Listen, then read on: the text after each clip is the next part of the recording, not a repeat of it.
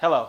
As of June 10th, Brazilian protesters in the city of Rio de Janeiro and São Paulo have carried out rallies in protest of the rise in bus fare, which went up by 20 cents. Such protests have continued until today, at the time of the recording of this video on June 14th. You may not have heard of this, that with Turkey and Syria's uprising, it is difficult to keep track with everything that goes on in the world. And eventually, international news outlets might report on what is happening down here. They might do so the same way the national media is doing it now. They might portray the protesters as criminals and vandals and delinquents. It is of extreme importance that the truth reaches you before they do.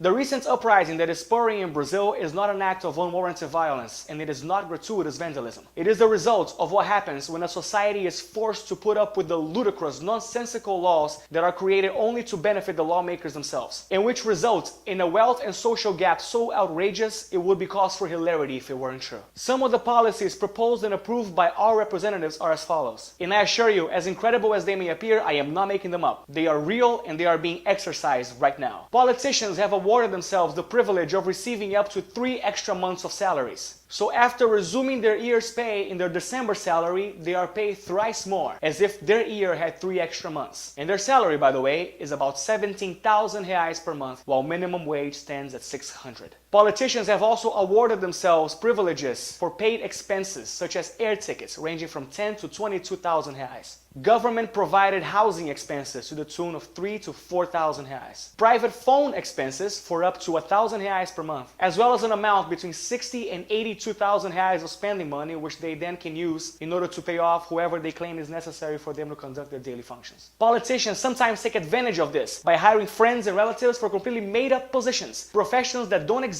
just so they can give them free money for nothing. And once again, while all these things are happening, minimum wage stands at around 600 reais. Politicians couldn't care less about their constituents down here. And this complete disregard for their constituents has resulted in some deplorable situations in health, in safety, in education. It's common to have hospitals that look like war zones, with patients lying about in the hallways instead of in a gurney. Or to have a patient who is in critical condition but is told by the hospital staff to which he goes that the hospital is full, and then being given the order to ride alone by bus, public transportation, to another one. Here, the country that brags about how well prepared and how advanced it is to host the World Cup has such deplorable and horrible and sad education conditions that people have just given up on it. Keeping in mind that a politician here earns 17,000 reais, can you imagine how much the salary of a teacher would be? 800.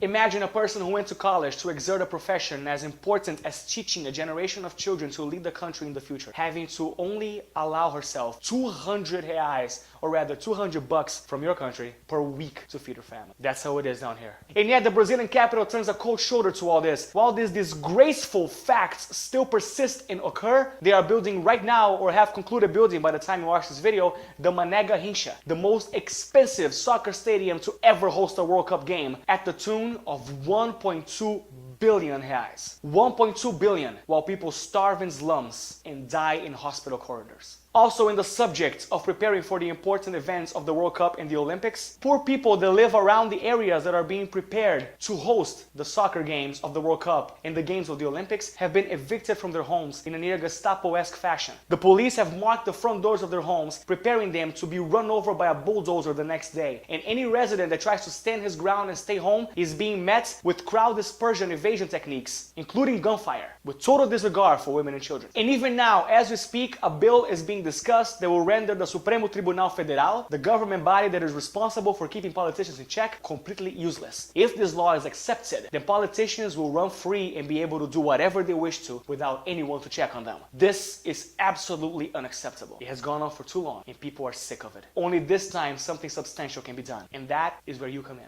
In 2014, Brazil will host the World Cup. 2016, the Olympics, the 2 most prestigious and renowned athletic events in the world. Brazil cannot afford to have its reputation smeared now. If there is a worldwide outlash against the things that are happening here, the people in control will be forced to do something about it. Under the threat of a besmirched reputation and international pressure, Brazil will be forced to change.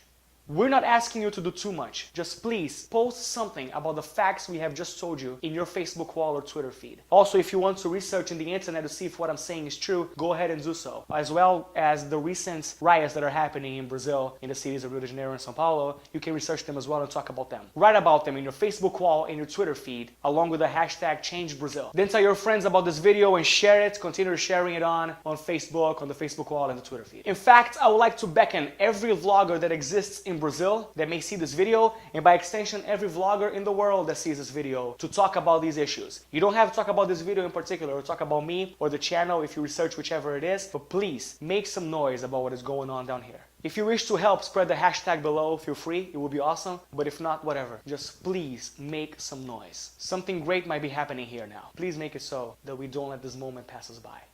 The people are always more powerful than the government chosen to preside over them. Always. Thank you, and please help us.